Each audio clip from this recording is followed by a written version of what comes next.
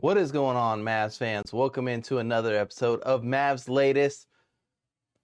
Excuse me just a minute. Let me catch my breath. Let me restart my heart here, because after this Indiana Pacers game, good Lord, do I need a defibrillator. I need something. I need to be on a heart monitor tonight. Something, because good Lord, that last second three Indiana put up after the missed field goal to almost win the game. Whoa. Trying to give me a heart attack. It's going to be one of the things we talk about, of course, tonight. The Indiana Pacers taking on our Dallas Mavericks. We're also going to talk about just a little bit more into that Stars versus Mavs lawsuit going on. We're also going to be talking about Brandon Williams and what this means maybe for the Mavs, as well as Dwight Powell. Yeah, that's right. That Dwight Powell. All that more coming up next. Now, if you told me that Brandon Williams was actually going to play tonight, come off the bench for 22 minutes and be the Mavs' leading scorer at 20 points, and be the Batman, and have Dwight Powell his Robin, Dwight Powell actually leading the team in plus minus and plus 12. He had 18 points. He did have 4 personal fouls, but again, he's a big man down low. He's trying to bang, so I'm okay with it. But 2 big blocks, a steal, 6 rebounds, almost led the team in rebound, but PJ Washington, Cooper Flagg had other ideas. Both those guys putting up 11 and 10 rebounds respectively, even though you look at it in the grand scheme of things, 47 rebounds for the Mavericks, 52 rebounds to the Pacers. Another big key thing that I thought was going to be a major thing for the Mavericks was steals. Only 4 steals to the Pacers having 8 steals. 7 blocks for the Mavericks compared to the Pacers having 8 blocks. The thing that saved us, on paper, Pacers right now, injury riddled, maybe one of the lower bottom 5 teams in the NBA right now on paper, due to all the injuries and everything. We beat, in my opinion, one of the lower 5 teams last second by 2. What does that say about us? But this is also a team that has now lost AD. AD only plays 7 minutes today, and now he's out.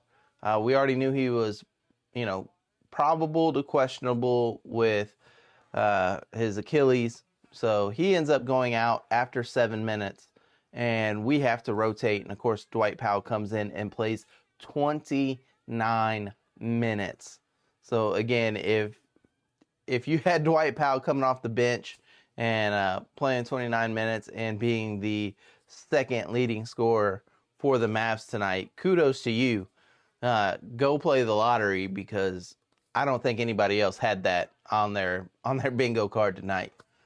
Another big key factor for me, again, Cooper Flagg plays 35 minutes. He actually plays the most minutes out of every Maverick. Goes 6 for 11, 3 from 3 from free throw, 10 rebounds, 4 assists, only 2 turnovers. They really calmed it down. The first half of the game really scared me. I thought that this team was going to be going down to the Pacers. I thought we were about to lose it. We were down in the first quarter, 30-25, going out of halftime. I really expected that same Maverick team that we've been seeing struggle coming out of the half. But instead of struggling, they actually turned it up defensively, only allowing 19 points in the third quarter due to the Mavericks. And I think I speak for most Mavs fans. In that first half, I think losing AD, we kind of just got disheartened and everything like that. And we weren't playing like inspiring basketball. It's like our heart was just ripped out. Another star player goes down to injury. But whatever got said in that locker room at halftime, kudos to whoever stepped up and said it. because the Mavericks come out and play one of the best third quarters that I've seen them play this year. We do almost give it away. We allow 31 points there in the fourth. And again, we almost give it away, but we do just enough to get that win, sending the Pacers to 0-4 and sending us to 2-3 on the year, respectively. And this, of course, ends our 5-game homestand. We end our 5-game homestand, 2 wins, 3 losses. But a much, much needed win, because going down 1-4, going down to the Pacers, I think we would have been talking a chalked season, depending on what that AD injury looks like and stuff like that. Speaking about the 5-game homestand, the AAC, the American Airlines Center, a little bit on something we talked about yesterday or earlier today, depending on what time you're watching this. The Dallas Stars have actually countersued the Dallas Mavericks. This is something that unfortunately is just going to get messy. The Mavericks are trying to be sole owners of the lease and basically push through upgrades. One of the things the Stars have said, though, is they don't want to, if the Mavs aren't going to be there and the Mavs are building their own arena, the Stars don't want to re-sign that lease. They want to build something out in Plano, and it's honestly looking like Plano is going to be the home for the Stars, based on everything I've been reading and what insiders have been emailing with me. We're looking at a $1 billion facility maybe going for the Stars there in Plano. I believe it wasn't Valley View Mall. It's one of the old malls is going to be the home site for the Stars. I apologize that I can't remember which one it was off the top of my head. Feel free to Google that. Let me know down in the comments what the site is, what mall they're looking at tearing down, redoing and stuff, and being the site for the Stars. Actually, shout out to my wife. She actually delivered the news to me already.